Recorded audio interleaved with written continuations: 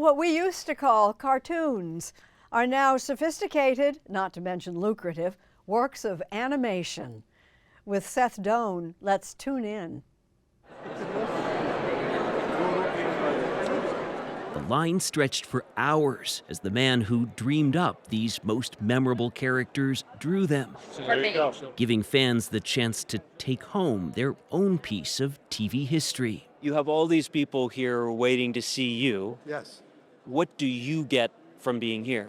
Well, you know, it's really fun to be able to actually get contact with the people who really love the show and what we do. What Matt Groening did was create The Simpsons, and it's still in production, America's longest-running sitcom. And what television program are you watching? It's just begun its 37th season. Obviously, the jokes are great, but what I love is the storytelling. What do you think the secret to the show is? It's a collaboration of all sorts of comedy styles. There's silly slapstick and physical mayhem and jokes that little kids laugh at. And then there are sophisticated jokes where we have references to great works of literature. To Kill a Mockingbird gave me no useful advice on killing mockingbirds. And films and music. There's something for everybody in there. And also something to offend everybody. In the late 1980s, the pitch to do an animated sitcom for adults in primetime was novel. Groening told us the Fox network originally wanted just one episode. Student body president. They're now going on nearly 800. Damn you, Walt Whitman! Now, with each new episode, it feels like a previous episode goes out and disappears. And now, when I drive my kids to school, they're watching The Simpsons in the back seat, and I'm completely surprised. You know, I don't remember the plot, I don't remember the jokes. There have been so many episodes you forget. I feel like I'm watching it like a real audience. You know, I go, oh, that's pretty funny. Oh, yes, I thought of that one. Oh, I hate folding sheets. That's your underwear. Aside from the jokes, they've seemingly made plenty of predictions, including this reference to a Trump presidency 17 years before it actually occurred. As you know, we've inherited quite a budget crunch from President Trump. There are some things that we inadvertently predicted, and I think that comes from having done so many episodes that we're bound to get something right. And we got to admit that the world right now is completely insane. So, any outlandish joke we make might end up coming true. It's all earned him headliner status here at the Annecy Animation Film Festival this past summer in southeastern France, founded in 1960. It's a networking-heavy series of premieres and seminars.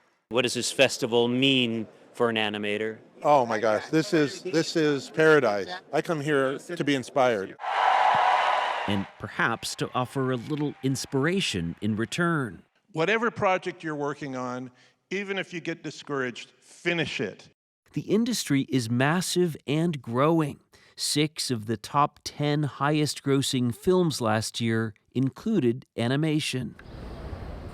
This annual festival draws tens of thousands for the animation world's version of Cannes or Venice, complete with its own stunning backdrop. This lakeside town, Annecy, is in the shadow of the Alps. This place is so amazing. It's like walking into an animated fairy tale in real life, you know.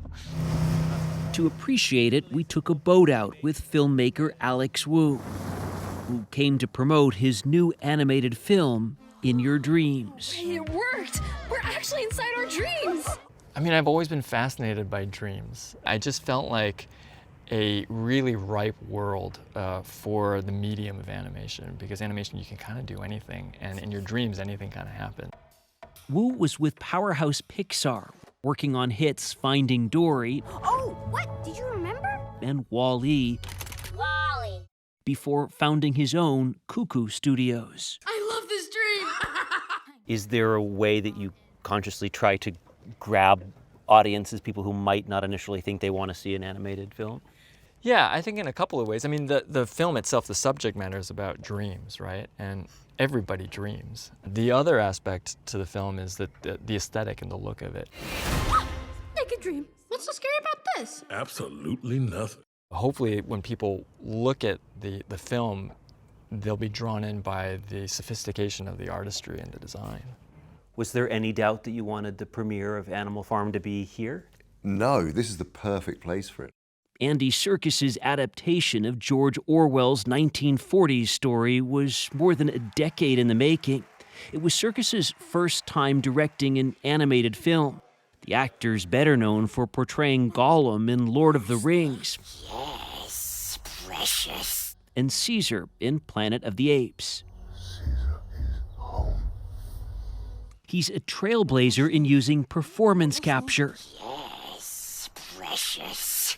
In which electrodes help transfer an actor's finest movements and expressions to computers. But he had a different vision for Animal Farm. We were originally going to make it as a live-action movie with performance capture, but we decided that to retain its innocence more, that we wanted to turn it into more of a classic animated feature film. It is pretty amazing. One with some very recognizable voices. Glenn Close, Woody Harrelson, Kieran Culkin, and Seth Rogen among them. But, you know, ultimately, pigs kind of got to stick with pigs. Okay, first you got the giant eyes. Matt Groening says animators are the gods of whatever universe they create. And by the way, I don't usually draw standing up. And can have their characters do, well, anything. And then you do this. Homer is his favorite to draw. It's the name of his real-life dad. Homer has this head like this. His mom is Marge, and he has siblings Maggie and Lisa. But then here's the secret that I did at the very beginning. I did a G and an M, so my initials I hid in the character.